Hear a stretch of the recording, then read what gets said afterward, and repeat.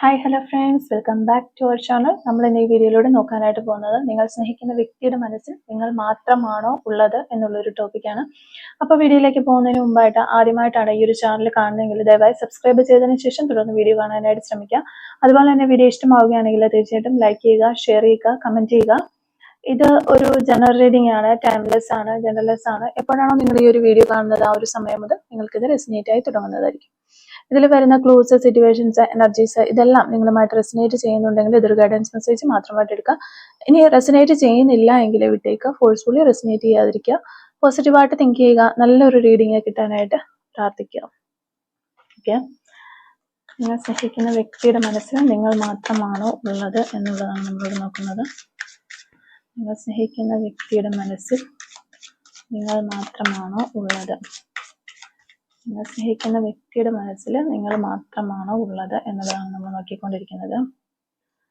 മറ്റേ ആർക്കെങ്കിലും ആ ഒരു വ്യക്തിയുടെ മനസ്സിൽ സ്ഥാനമുണ്ടോ എന്നുള്ളതാണ് നോക്കുന്നത്. നിങ്ങൾ സ്നേഹിക്കുന്ന വ്യക്തിയുടെ മനസ്സിൽ നിങ്ങൾക്ക് മാത്രമാണോ ഒരു സ്ഥാനമുള്ളത്, അല്ലെങ്കിൽ നിങ്ങൾക്ക് മാത്രം സ്ഥാനമുണ്ടോ, അതോടൊപ്പം തന്നെ ഒരു വേറെ ആർക്കെങ്കിലും ഒരു സ്നേഹം കൊടുക്കുന്നുണ്ടോ, അല്ലെങ്കിൽ നിങ്ങൾക്കൊത്ത വിധത്തിൽ മറ്റാരെങ്കിലും അവർ കാണുന്നുണ്ടോ? Master card page of pentacles ആണ് നമുക്കിവിടെ മാസ്റ്റർ കാർഡായിട്ട് കിട്ടിയിട്ടുള്ളത്. ഓക്കെ, നമുക്ക് കുറച്ച് ക്ലാരിഫിക്കേഷൻ കാർഡുകൾ കൂടി ഒന്ന് എടുത്ത് നോക്കാം. ഈ ഡെക്കിൽ നിന്ന് നമുക്ക് കുറച്ച് ക്ലാരിഫിക്കേഷൻ കാർഡുകൾ എടുക്കാം. നിങ്ങൾ സ്നേഹിക്കുന്ന വ്യക്തിയുടെ മനസ്സിൽ നിങ്ങൾ മാത്രമാണോ ഉള്ളത്? ക്ലാരിഫിക്കേഷൻ. നിങ്ങൾ സ്നേഹിക്കുന്ന വ്യക്തിയുടെ മനസ്സിൽ നിങ്ങൾ മാത്രമാണോ ഉള്ളത്? ഓക്കെ, നിങ്ങൾ സ്നേഹിക്കുന്ന വ്യക്തിയുടെ മനസ്സിൽ നിങ്ങൾ മാത്രമാണോ ഉള്ളത്?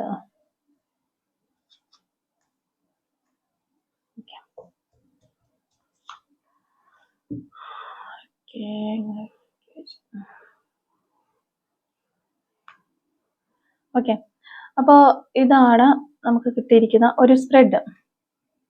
ഈ ഒരു റീഡിങ് നോ കോണ്ടാക്റ്റിലുള്ളവർക്കും അതുപോലെ സെപ്പറേഷൻ, ലെസ് കോണ്ടാക്ട് ഇങ്ങനെ പോയിക്കൊണ്ടിരിക്കുന്ന നല്ല രീതിയിലല്ല ഒരു കമ്മ്യൂണിക്കേഷൻ പോകുന്നത്. അതുപോലെ നിങ്ങളുടെ റിലേഷൻഷിപ്പ് നല്ല രീതിയിലല്ല പോകുന്നത്. അത്തരത്തിലുള്ളവർക്കായിരിക്കും കൂടുതലായിട്ടും ഈ ഒരു റീഡിങ് റെസിനേറ്റ് ചെയ്യുക എന്ന് തോന്നുന്നു. അപ്പോൾ ആ ഒരു സിറ്റുവേഷനിലുള്ളവർ ഈ ഒരു റീഡിങ് കാണാവുന്നതാണ്. സ്മൂത്ത് ഗോയിങ്ങിൽ പോയിക്കൊണ്ടിരിക്കുന്നവർക്ക് യാതൊരു പ്രശ്നവുമില്ല. നല്ല രീതിയിൽ ഹാപ്പി ആയിട്ട് പോയിക്കൊണ്ടിരിക്കുന്നവർക്കായിട്ട് ഇത് റെസിനേറ്റ് ചെയ്യില്ല എന്നാണ് എനിക്ക് തോന്നുന്നത്. ഓക്കെ, അപ്പോൾ നിങ്ങളുടെ റിലേഷൻഷിപ്പ് എൻ്റെ ഒരു സ്റ്റാറ്റസ് നോക്കുവാണെങ്കിൽ ഇപ്പം ഓവറോൾ നിങ്ങളുടെ റിലേഷൻഷിപ്പ് എവിടെ നിൽക്കുന്നു എന്നുള്ളൊരു രീതിയിൽ നമ്മൾ നോക്കുമ്പോൾ നമുക്ക് കാണാനായിട്ട് പറ്റുന്നത് ഒരു സ്റ്റക്കായിട്ട് നിൽക്കുന്നു, അല്ലെങ്കിൽ ഒരു സ്റ്റില്ലായിട്ട് നിൽക്കുന്ന ഒരു അവസ്ഥയിലാണ് നിങ്ങളുടെ റിലേഷൻഷിപ്പ്. ഒരു ഓവറോൾ എനർജി വരുമ്പോൾ അതാണ് നമുക്ക് പറയാനായിട്ട് പറ്റുന്നത്. അപ്പം അതൊന്ന് ബ്രേക്കായി നിൽക്കുന്നു, അതിന് വളരെയധികം തടസ്സങ്ങൾ നേരിട്ടിരിക്കുന്നു, കുറേയേറെ പ്രശ്നങ്ങൾ വന്നിരിക്കുന്നു. ഇതൊക്കെ നമുക്കിവിടെ കാണാനായിട്ട് വരുന്നുണ്ട്. പിന്നീട് നോക്കുമ്പോൾ ഇനി ഈ ഒരു റിലേഷൻഷിപ്പ് മുന്നോട്ട് സ്മൂത്ത് ആയിട്ട് പോകണമെങ്കിൽ നിങ്ങൾ രണ്ടുപേർക്കും ചില കാര്യങ്ങളൊക്കെ ഒരു വ്യക്തത വരേണ്ടതായിട്ടുണ്ട്. പല കാര്യങ്ങളിലും നിങ്ങൾക്കൊരു വ്യക്തത വരണം, ക്ലാരിഫൈ കിട്ടേണ്ടതായിട്ടുണ്ട് നിങ്ങൾക്ക് അങ്ങോട്ടും ഇങ്ങോട്ടും ഒക്കെ. അപ്പൊ നിങ്ങൾക്ക് നല്ല രീതിയിൽ കമ്മ്യൂണിക്കേറ്റ് ചെയ്ത് അതൊന്ന് ക്ലാരിഫൈ ചെയ്യണം. നല്ലൊരു കമ്മ്യൂണിക്കേഷൻ അതിനാദ്യം ഉണ്ടാകണം. അതുപോലെ തന്നെ പാസ്റ്റിൽ ഉണ്ടായിട്ടുള്ള കാര്യങ്ങൾക്ക് ഒരു നിങ്ങൾ തമ്മിലുണ്ടായ വഴക്കുകളും പ്രശ്നങ്ങൾക്കും എല്ലാം ഒരു ഹീലിംഗ് ആവശ്യമായിട്ടുണ്ട്. അപ്പോൾ മാത്രമാണ് ഈ ഒരു റിലേഷൻഷിപ്പ് നന്നായിട്ട് മുന്നോട്ട് പോകുകയുള്ളൂ, അല്ലെങ്കിൽ പോകാനായിട്ട് സാധിക്കുകയുള്ളൂ എന്നുള്ളതാണ് നമുക്ക് ഈ ഓവറോൾ ഇതിന്റെ എനർജി നോക്കുമ്പോൾ കാണാനായിട്ട് പറ്റുന്നത്. ഓക്കെ, പിന്നെ നമ്മൾ നോക്കുമ്പോൾ ഇപ്പോൾ ഓൾറെഡി ഈ ഒരു റീഡിങ് ഈ ഒരു റിലേഷൻഷിപ്പ് സ്റ്റക്കായി നിൽക്കുകയാണെന്ന് ഞാൻ പറഞ്ഞല്ലോ. അപ്പോൾ സ്റ്റക്കായി നിൽക്കുന്ന രീതിയിലാണ് ഈ ഒരു റിലേഷൻഷിപ്പ്. നല്ലൊരു സ്മൂത്ത് ആയിട്ട് ഉള്ള യാതൊന്നും ഇതിൽ കാണാനായിട്ട് പറ്റുന്നില്ല. അപ്പം അതിന്റെ ക്ലാരിഫൈ നമുക്കൊന്ന് നോക്കാം. ഇവിടെ നമുക്ക് മനസ്സിലാവുന്നത് ഒരു ചീറ്റിങ് നടന്നു എന്നാണ് കാണുന്നത്. ഒരു വഞ്ചന നടന്നതായിട്ട് നമുക്ക് കാണാനായിട്ട് സാധിക്കുന്നുണ്ട്. ഒരു റിലേഷൻഷിപ്പിൽ വളരെ പോസിറ്റീവായിട്ട് നിന്ന സമയത്ത്, വളരെ എനർജറ്റിക് ആയിട്ട് നിങ്ങൾ വളരെ എഫേർട്ട് ഇട്ട് നിന്ന് നല്ല രീതിയിൽ ഈ റിലേഷൻഷിപ്പ് കൊണ്ടുവന്ന സമയത്ത് നിങ്ങളെ വളരെ ഭംഗിയായിട്ട് ഈ ഒരു പേഴ്സൺ പറ്റിച്ചിട്ട് പോയി എന്നാണ് നമുക്കിവിടെ കാണുന്നത്. അല്ലെങ്കിൽ വളരെ ഭംഗിയായിട്ട് നിങ്ങളെ പറ്റിച്ചു. എന്നതാണ് നമുക്കിവിടെ കാണാനായിട്ട് പറ്റുന്നത്. അപ്പൊ ഈ റിലേഷൻഷിപ്പിൽ നിങ്ങൾ തമ്മിൽ ഈ റിലേഷൻഷിപ്പിൽ ഉണ്ടായിരുന്ന സമയത്ത് ഈ ഒരു പേഴ്സൺ വളരെ നിങ്ങളുടെ കാര്യത്തിൽ വളരെ പോസസീവ് ആയിരുന്നു. മറ്റുള്ളവരോട് സംസാരിക്കുന്നതോ അല്ലെങ്കിൽ ജനറലായിട്ട് പോലും സംസാരിക്കുന്നതോ ചിരിക്കുന്നതോ അങ്ങനെയൊന്നും അവർക്ക് ഇഷ്ടമുണ്ടായിരുന്നില്ല. നിങ്ങൾ ഒത്തിരി ആളുകളുമായിട്ട് ഇടപഴകുന്നതോ അങ്ങനെ ഓരോരോ കാര്യങ്ങളും അവർ വളരെയധികം പൊസസീവ് ആയിരുന്നു. എല്ലാം അവർക്കൊരു പ്രശ്നമായിരുന്നിരിക്കാം. അപ്പൊ ആ സമയത്ത് ആ ഒരു രീതിയിലാണ് പോയിട്ടുണ്ടാവുക. കാരണം അത്രത്തോളം ഈ ഒരു വ്യക്തി നിങ്ങളുടെ കാര്യത്തിൽ പൊസസീവായി നിന്നോ അല്ലെങ്കിൽ സ്നേഹത്തോടെ കെയറിങ്ങോടെ ഒക്കെ നിന്നൊരു വ്യക്തിയാണ്. അപ്പൊ അതുകൊണ്ട് തന്നെ നിങ്ങൾ ഒരിക്കലും ഈ വ്യക്തിയുടെ കയ്യിൽ നിന്ന് അല്ലെങ്കിൽ അവരുടെ ഭാഗത്തു നിന്ന് ഇങ്ങനെ ഒരു കാര്യം പ്രതീക്ഷിച്ചിട്ട് പോലും മനസ്സിൽ പോലും വിചാരിച്ചിട്ടുണ്ടാവില്ല. പിന്നീട് എപ്പോഴോ മറ്റൊരു വ്യക്തി നിങ്ങളുടെ റിലേഷൻഷിപ്പിലേക്ക് കടന്നു വന്നു എന്നാണ് നമുക്ക് കാണാൻ പറ്റുന്നത്. അപ്പൊ ഇത്രയും പൊസസീവ് ആയ ഒരു വ്യക്തി മറ്റൊരാളിലേക്ക് പോകുമെന്ന് നിങ്ങൾ ഒട്ടും തന്നെ പ്രതീക്ഷിച്ചിട്ടുണ്ടായിരുന്നില്ല. അപ്പൊ ഇതിനെക്കുറിച്ച് ചോദിക്കുന്നതിൽ നിങ്ങൾ തമ്മിൽ ഇതൊക്കെ അറിഞ്ഞ് ഒരു തേർഡ് പാർട്ടി അല്ലെങ്കിൽ ഒരു സിറ്റുവേഷൻ ഉണ്ടായി എന്നൊക്കെ നിങ്ങളും അറിഞ്ഞ് ഇതിനെക്കുറിച്ചൊക്കെ ചോദിക്കുന്ന സമയത്തൊക്കെ വിദഗ്ധമായിട്ട് അവർ ഒഴിവായി നിന്നതായിട്ടും കാണുന്നുണ്ട്. അതുപോലെ തന്നെ നിങ്ങളോട് പെട്ടെന്ന് ദേഷ്യപ്പെടുക അല്ലെങ്കിൽ പെട്ടെന്ന് ഒഴിഞ്ഞു മാറുക, അതുപോലെ തന്നെ നിങ്ങളൊരു ക്ലാരിറ്റി ഒക്കെ ആവശ്യപ്പെടുന്ന സമയത്ത് അവർ ബൗണ്ടറീസ് ക്രിയേറ്റ് ചെയ്ത് വെക്കുന്നു. അതായത് ഞാൻ ഈ കാര്യങ്ങളൊന്നും നിന്നോട് ചോദിക്കത്തില്ല, നീയും എൻ്റെ അടുത്ത് ഈ വക കാര്യങ്ങളൊന്നും ചോദിക്കേണ്ടതായിട്ടില്ല എന്ന രീതിയിൽ കുറച്ച് ബൗണ്ടറീസ് ഒക്കെ അവർ ക്രിയേറ്റ് ചെയ്ത് വെക്കുന്നു. അപ്പൊ അതുവരെ ഉണ്ടായിരുന്നതല്ല. അതുവരെ അവർക്ക് അങ്ങനെയല്ലായിരുന്നു. നിങ്ങളുടേതായ എല്ലാ കാര്യങ്ങളും അവർ ഡീൽ ചെയ്യണമായിരുന്നു. അല്ലെ ഇത് പറ്റില്ല അത് പറ്റില്ല ഇങ്ങനെ പറഞ്ഞുകൊടുക്കുന്ന വ്യക്തികൾ നിങ്ങൾ ക്ലാരിഫൈ ചെയ്യാനായിട്ട് നിങ്ങൾ ഓരോ ക്വസ്റ്റ്യനുകൾ ചോദിക്കാൻ തുടങ്ങിയ സമയത്ത് അവർ പറയുന്നു, ബൗണ്ടറീസ് ക്രിയേറ്റ് ചെയ്തിട്ട് അവർ നിങ്ങളുടെ അടുത്ത് പറയുകയാണ്, ഇന്ന കാര്യങ്ങളൊക്കെ എനിക്ക് എൻ്റെ ആവശ്യത്തിന് ഞാൻ ഇങ്ങനെ ചെയ്യും അങ്ങനെ ചെയ്യും, പക്ഷെ നീ ഇതൊന്നും ചോദിക്കാൻ പാടില്ല, നിന്നോടും ഞാനൊന്നും ചോദിക്കാനായിട്ട് വരുന്നില്ല. അപ്പൊ അങ്ങനെ പറഞ്ഞു കഴിയുമ്പോൾ പിന്നെ നമുക്ക് ഒരു ബൗണ്ടറീസ് വെച്ച് കഴിഞ്ഞാൽ പിന്നെ നമ്മൾ കൂടുതലായിട്ടൊന്നും ചോദിക്കാനായിട്ട് ചെല്ലില്ല. അപ്പൊ ആ രീതിയിലൊക്കെ മാനിപ്പുലേറ്റ് ചെയ്ത് കൊണ്ടുപോകാനൊക്കെ നല്ല കഴിവുള്ള ഒരു വ്യക്തിയാണ്. അപ്പൊ ആ രീതിയിലാണ് ഈ വ്യക്തി നിങ്ങളോട് പെരുമാറിയിരുന്നത്. അല്ലെങ്കിൽ പെട്ടെന്ന് ദേഷ്യപ്പെടുക. നമ്മളിപ്പോ എന്തൊരു കാര്യങ്ങളെ കുറിച്ച് സംസാരിക്കാൻ തുടങ്ങുമ്പോൾ തന്നെ വേറൊരു കാര്യം പറഞ്ഞിട്ട് അതിനൊരു ബൗണ്ടറി അവിടെ ഒരു ബൗണ്ടറി സെറ്റ് ചെയ്തിട്ട് അവർ ആ ഒരു പ്രശ്നത്തിലേക്ക് ഡൈവേർട്ട് ചെയ്ത് വിടും. അപ്പൊ അങ്ങനെയൊക്കെ പെരുമാറിയിരുന്നത് കൊണ്ട് തന്നെ ആ ഒരു പ്രശ്നങ്ങളൊക്കെ ആയിരിക്കാം നിങ്ങൾക്ക് ഈ ഒരു നോ കോണ്ടാക്റ്റിലേക്കൊക്കെ വരാനുള്ള സാഹചര്യം ഉണ്ടായിട്ടുള്ളത്.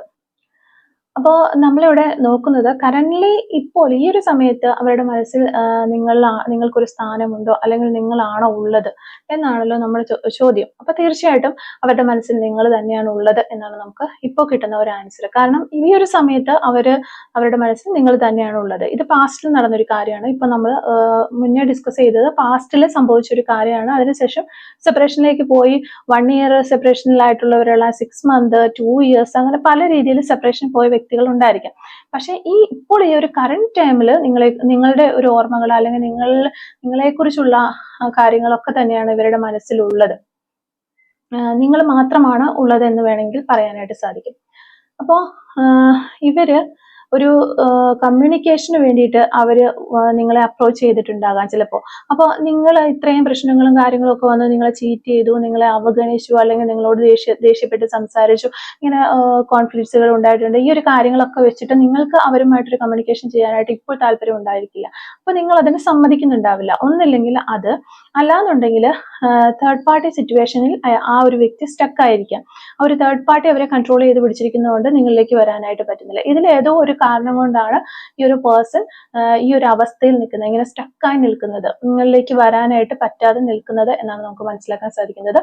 തീർച്ചയായിട്ടും ഇപ്പോ അവരുടെ മനസ്സിൽ നിങ്ങൾ മാത്രമേ ഉള്ളൂ. ആ ഒരു പഴയ രീതിയിൽ നിങ്ങളുമായിട്ട് മുന്നോട്ട് പോകണമെന്ന് തന്നെയാണ് ഈ ഒരു വ്യക്തി ആഗ്രഹിക്കുന്നത് എന്നുള്ള എനർജീസ് ആണ് നമുക്ക് കിട്ടുന്നത്. പിന്നെ ഒരുപാട് പ്രതീക്ഷ അവർക്കുണ്ട്. ഈ ഒരു റിലേഷൻഷിപ്പ് ഇനി നേരെയാകും, നിങ്ങൾ സമ്മതിക്കും, നിങ്ങളെല്ലാം കോംപ്രമൈസ് ചെയ്യും, നിങ്ങൾ ക്ഷമിക്കാൻ തയ്യാറാകും, വീണ്ടും അവർ ഈ റിലേഷൻഷിപ്പിൽ വരും, നല്ല രീതിയിലൊരു സെലിബ്രേഷൻ ഹാർമണിയോടുകൂടി മുന്നോട്ട് പോകും എന്നൊക്കെ ഒത്തിരി പ്രതീക്ഷകൾ ചില സമയങ്ങളിൽ അവർക്കുണ്ട്. അതേ സമയത്ത് മറുഭാഗത്ത് അവർക്ക് വളരെയധികം നിരാശയും തോന്നുന്നതായിട്ടുണ്ട്. ഞാൻ ഇത്രയും ചീറ്റ് പോയതാണ്, അപ്പം ആ ഒരു രീതിയിൽ അവർ എൻ്റെ അടുത്തേക്ക് ഇനി അടുക്കില്ലേ, അങ്ങനെയൊക്കെ ഉള്ളൊരു നിരാശയും ഡിപ്രഷനും ഒക്കെ അവർക്ക് ഉണ്ടാകുന്നതായിട്ട് നമുക്ക് കാണുന്നുണ്ട്. ഒരു ചീറ്റിംഗ് തന്നു പോയ വ്യക്തി തന്നെയാണ് എന്ന് വീണ്ടും വീണ്ടും നമുക്ക് എനർജീസ് ഇടുന്നുണ്ട്. അവര് അതിനുശേഷം ഒരു ഹീലിംഗ് ഉണ്ടാകണം, നിങ്ങൾ തമ്മിലൊരു ഹീലിംഗ് ഉണ്ടാകണം, എങ്കിൽ മാത്രമേ ഇതിന് ഈ ഒരു റിലേഷൻഷിപ്പിന് ഒരു ഫ്ലോ ഉണ്ടാവുകയുള്ളൂ. പ്രധാനമായിട്ടും നിങ്ങൾ അവർക്ക് ഒരു ഫോർഗീവ്നെസ് കൊടുക്കണം, അല്ലെങ്കിൽ നിങ്ങൾ തമ്മിൽ ഒരു കോംപ്രമൈസ് ഉണ്ടാകണം. ഇതൊക്കെ ആവശ്യമാണ്. ഇത് നല്ല രീതിയിൽ എല്ലാ പ്രശ്നങ്ങളും പറഞ്ഞ് നല്ലൊരു കമ്മ്യൂണിക്കേഷൻ വേണം. എന്നിട്ട് ഇത് അവസാനിപ്പിച്ച് ഇനി പാസ്റ്റിലുള്ള എല്ലാ കാര്യങ്ങളും മറന്നുകൊണ്ട് മുന്നോട്ട് പോകണം. എങ്കിൽ മാത്രമേ ഇത് മുന്നോട്ട് പോകുന്ന ഒരു റിലേഷൻഷിപ്പ് ആയിട്ട്, ഒരു നല്ല ഫ്ലോ ഉള്ള റിലേഷൻഷിപ്പ് ആയിട്ട് മാറാനായിട്ട് സാധിക്കുകയുള്ളൂ. അപ്പോൾ ഈ ഒരു റിലേഷൻഷിപ്പിന് ഇപ്പോഴത്തെ സിറ്റുവേഷൻ ഇതാണ്, അല്ലെങ്കിൽ സ്റ്റാറ്റസ് ഇതാണ് എന്നുള്ളതാണ്. പിന്നെ ഇവിടെ നമ്മൾ നോക്കുമ്പോൾ ഇവിടെ ഒരു ജസ്റ്റിസ് അല്ലെങ്കിൽ ഒരു നീതി നിങ്ങൾക്ക് കിട്ടും എന്ന് നമുക്ക് കാണാനായിട്ട് സാധിക്കുന്നുണ്ട്. അതായത് നിങ്ങളിട്ട എഫേർട്ട്, നിങ്ങളിട്ട ആ ഒരു നിങ്ങൾ ഈ ഒരു പേഴ്സണ് കൊടുത്തിട്ടുള്ള ആ ഒരു സ്നേഹത്തിനുള്ള ഒരു റിവാർഡ്, നീതി എന്നല്ല ശരിക്കും പറയാം, ഒരു റിവാർഡ് നിങ്ങൾക്ക് കിട്ടും, അല്ലെങ്കിൽ കിട്ടണം എന്നുള്ളതാണ് ഇവിടെ. അതാണ് നീതിയും. അപ്പൊ ഇവരുടെ ഒരു കളത്തരങ്ങളെല്ലാം നിങ്ങളുടെ മിടുക്കുകൊണ്ട് നിങ്ങൾ കണ്ടുപിടിച്ചതായിരിക്കാം. കാരണം പല രീതിയിൽ ഇവർ മാനിപ്പുലേറ്റ് ചെയ്ത് വളച്ചൊടിച്ച് കൊണ്ടുപോകാനായിട്ട് നല്ല കഴിവുള്ള ഒരു വ്യക്തിയായിരുന്നു. ഇത് രണ്ടും ഒരേ രീതിയിൽ കൊണ്ടുപോയിക്കൊണ്ടിരുന്ന ഒരു വ്യക്തിയുമായിരുന്നു. തേർഡ് പാർട്ടി നിങ്ങളെയും നൈസായിട്ട് ഓരോ രീതിയിൽ കൊണ്ടുപോയിക്കൊണ്ടിരുന്ന ഒരു വ്യക്തി തന്നെയായിരുന്നു. പക്ഷെ നിങ്ങൾ നല്ല മിടുക്കുണ്ട്, നിങ്ങൾക്ക് നല്ല കഴിവുള്ളത് കൊണ്ട്, അല്ലെങ്കിൽ നിങ്ങളുടെ ബുദ്ധി ഉപയോഗിച്ച് നിങ്ങളുടെ കാര്യങ്ങൾ, ഈ ഒരു പേഴ്സന്റെ കാര്യങ്ങൾ നിങ്ങൾ കണ്ടുപിടിച്ചിട്ടുണ്ട് എന്നാണ് ഇവിടെ കാണുന്നത്. അപ്പം ചിലപ്പോൾ ഇവരൊരു ആവേശത്തിന്റെ പുറത്ത് ഈ ഒരു തേർഡ് പാർട്ടിയിലേക്ക് പോയിട്ടുള്ളതായിരിക്കാം, അല്ലെങ്കിൽ ഇത് നിങ്ങൾ അറിയാതെ ഒരു സൈഡായിട്ട് കൊണ്ടുപോയതായിരിക്കാം. ഓക്കെ, ഒരു ടൈം പാസ് എന്ന രീതിയിൽ കൊണ്ടുപോയതായിരിക്കാം.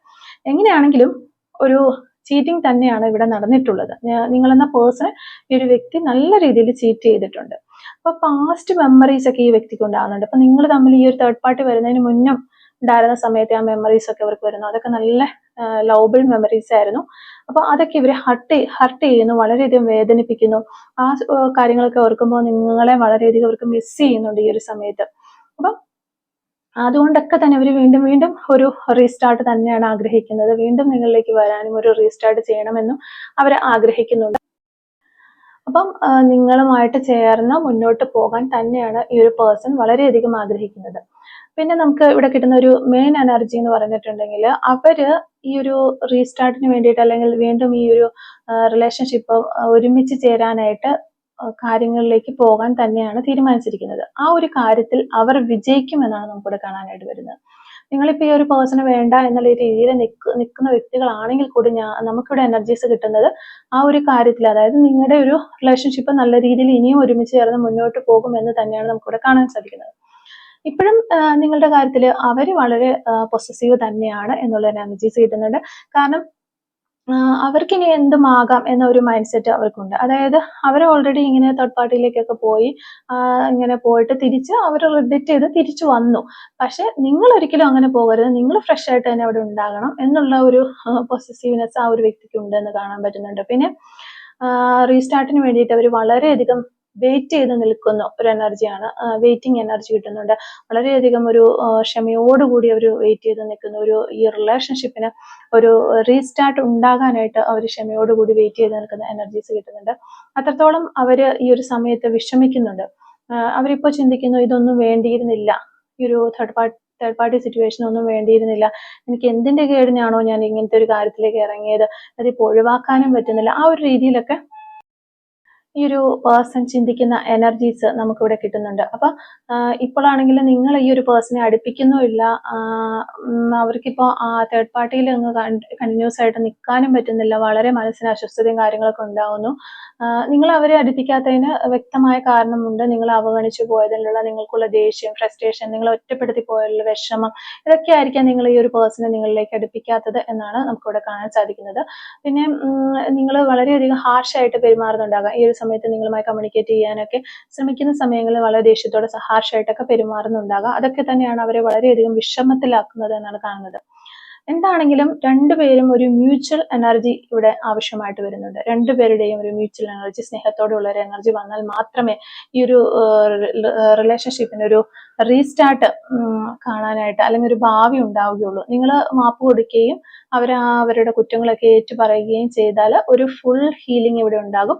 പിന്നെ നമ്മൾ ഈ പാസ്റ്റിൽ നടന്ന കാര്യങ്ങളെല്ലാം അവിടെ ഉപേക്ഷിക്കുക, പാസ്റ്റ് ഈസ് പാസ്റ്റ് എന്നുള്ള രീതിയിൽ ഉപേക്ഷിച്ചിട്ട് പാസ്റ്റിലെ കാര്യങ്ങളൊന്നും കുത്തിപ്പൊക്കിക്കൊണ്ട് വന്ന് പിന്നെ അതേ തുടർന്ന് പറഞ്ഞുകൊണ്ടിരിക്കാതെ മുന്നോട്ട് പോകണം.